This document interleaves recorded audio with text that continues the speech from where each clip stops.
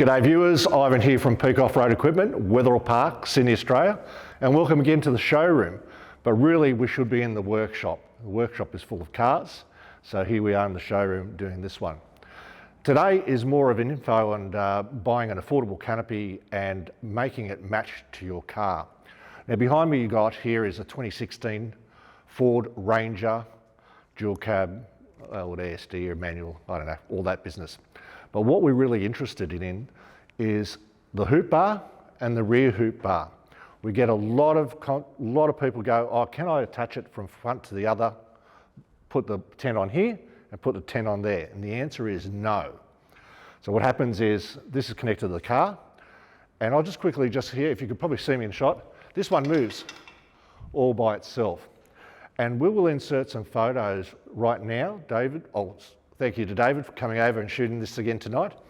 We're going to insert some photos of a Hilux and a 79 series, and they had a removable structure to put the tent on. So just imagine putting the tent on the ground, putting 4 bricks on either end, which is like that, and then jumping inside the tent. This is what's going to happen to your tent.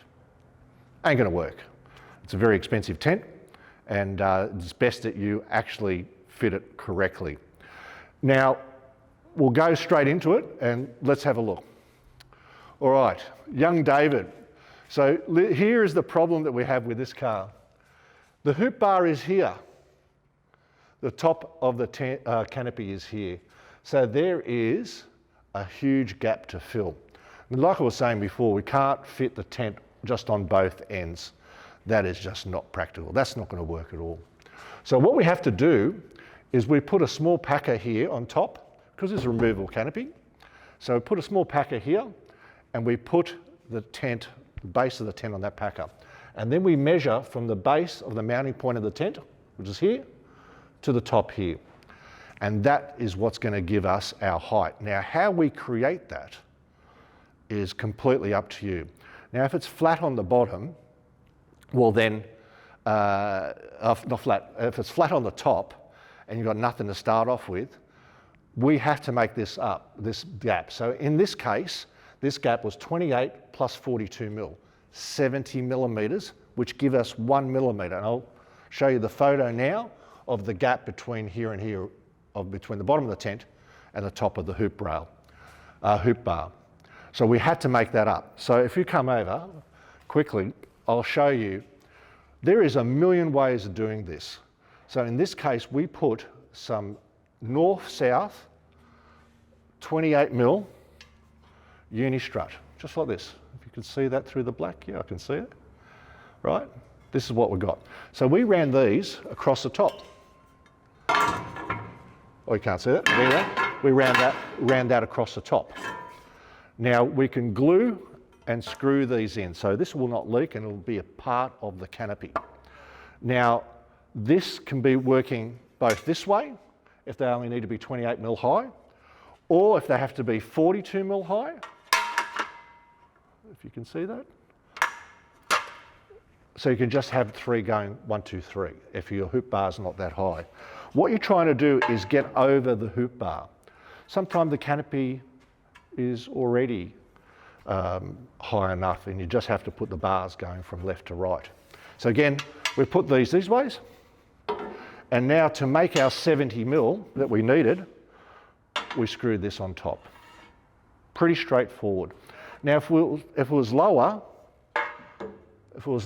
we could have, if we needed to go lower, we could have gone lower.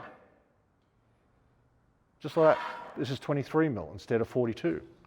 Or we could have gone on a heavier duty bar. If we're only going to put 2 bars on, you can see this is an Alu-Cab bar. We'll be making one of these ourselves. Good catch by the foot. And this is a much more sturdier bar.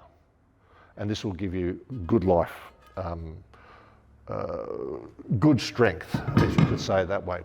So what we're trying to do is making that gap and how we achieve that. Whether you put 1, 2, 3 across, or 2 across, or 2 long ways, north-south, and then 3 across, and then you can adjust them, because these are all bolt-in using channel nuts or whatever else. Now in this case here for affordable, this is a T.C Boxes. This is an affordable canopy. Affordable, I mean, there's plenty of out there. The door works out exactly correct. It really doesn't go higher than the top of the roof. When you're putting an awning on, we'll open this up now, just real quick, so I can explain it. Now, today, we have an Alu-Cab tent, right? So if you come here, David, if you see this one here, the awning bracket goes here, and then right across here, you probably go on that side better, Dave, and have a look this way. So the awning is parallel. The bottom of the awning will be like this, David, right? Right? This is how your awning will be. If you go step back and have a good look on the side profile, this is how the awning will be. Because the awnings, all the freestandings are parallel with the ground. Now, if this door come up further, then the awning, bottom of the awning has to come up further. So T.C Boxes are really good to work with. As you can see here, this car's not lifted, and I'm a little bit too tall a human. Going back to, again, how affordable these TC, we don't sell T.C Boxes, by the way, but they really do compel themselves to putting a rooftop tent on. And this configuration, if I do remember rightly, I think he only paid maybe $3,000 for this canopy, which is a pull-off, jack-off, and there's a sheet and a half or a sheet, maybe a little bit sheet and a third of timber in the bottom to make it start. So he's just begun. Now, one more thing before we go to the next bit. When we have put a tent on, there's got to be a 40 mil. This is 40 mil, 2 fingers of mine. They're fat, they're 20 mil each. And there has to be a 40 mil gap. As you can see here, there is no 40 mil gap here. Now, this has to be removed. Remember, this is very fresh on here. And he'll put that bar here and relocate the solar panel to the top. So it's important to have that halo of 40 millimeters right around the tent, because as the car drives, the front and back move independently. And the longer the tent from the canopy, the bigger the gap you need. So here, 40 mil is quite fine. If you have an 800 mil overhang, maybe 50 mil might be the go. And 50 mil is really close. You think it's a lot, but when you look at it, it looks like it's touching. All right, going back to affordability, now these tents are getting a little bit older and they're becoming more and more into the used market. We're going to link the how to check your tent for leaks and what condition it's actually in. So important when you're buying a tent, and it's a second-hand tent, that is pressure checked.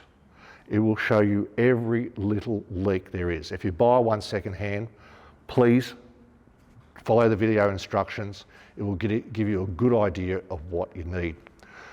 Now, these tents are becoming more and more affordable, but some of them have been used a lot and abused. Some of them hit trees and whatever else as an abuse factor. So please do check that.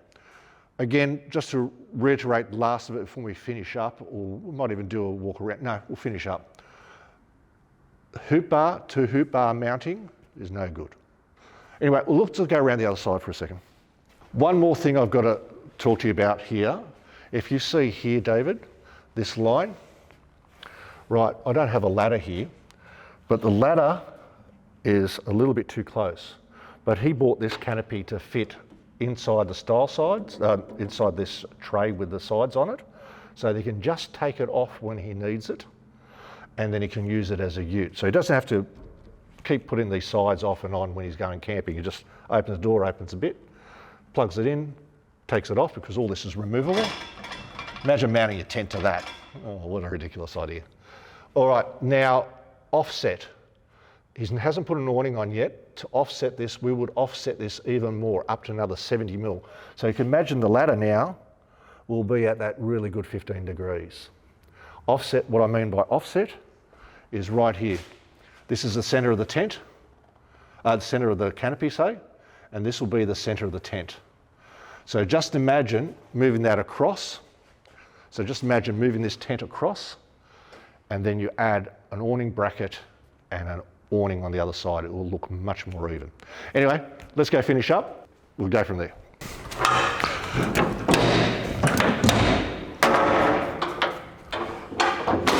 As you can see, it's much better for the canopy in this configuration to have a little bit of safety as well. And then when you come home, it's a matter of just undoing the 4 bolts, nuts and bolts with a rattle gun, and it's out. So you can take a canopy like this from car to car to car. With the photos that were inserted before, these are super important photos. Front hoop bar, rear hoop bar. You cannot mount a rooftop tent, or you can, but it's not going to last. This is not going to move, and the back one is just going to move like this. And you're going to stand in the middle of it. So it needs some sort of support. You're going to need to do as the photos, and then you can make it removable, and you can have toolboxes underneath and all that sort of business. Because like this car is play and work.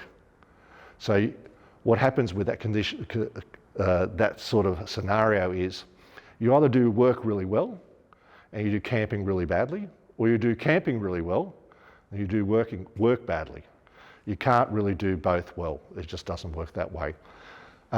For weekends or maybe a week, this is more than sufficient.